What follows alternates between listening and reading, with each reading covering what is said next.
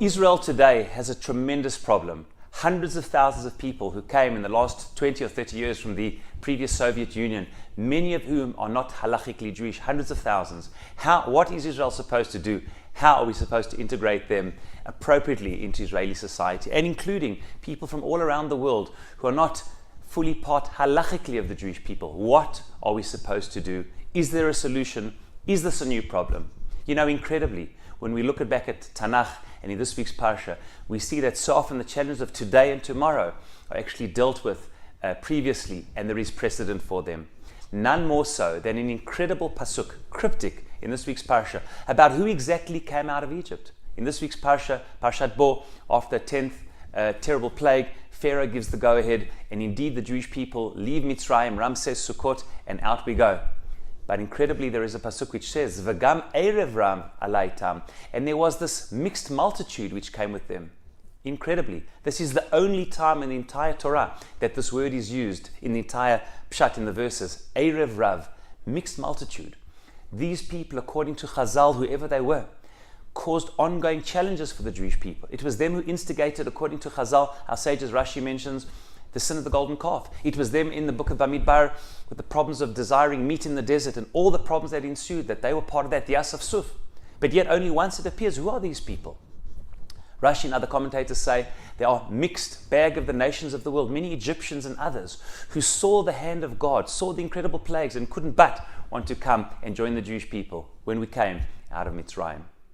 But, says the Midrash, which Rashi brings, Hashem was not so impressed with this. The Midrash that Rashi brings in Parashat Kitisa regarding the Egel HaZahav, based in Midrash Rabbah, says that Hashem, so to speak, said to Moshe Rabbeinu, do not bring them out with you. But Moshe says, but they want to come.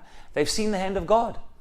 And this argument ensues, and in the end, Moshe Rabbeinu makes this humane, practical decision that these people should come out because they want to come tachat kanfei Shechina.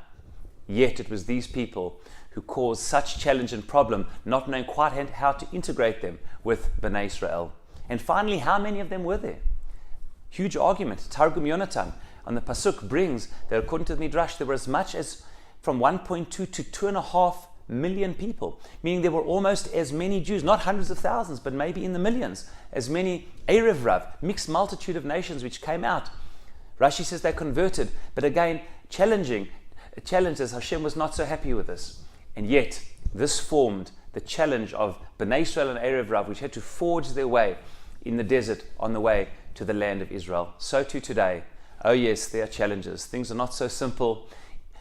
Thank God, because of the miracles and the hand of Hashem that we see, so many, not only Jews, but others who want to be part of the Jewish people, may have once been part of the Jewish people, or those who wish to be part of the Jewish people are not yet halachically Jewish.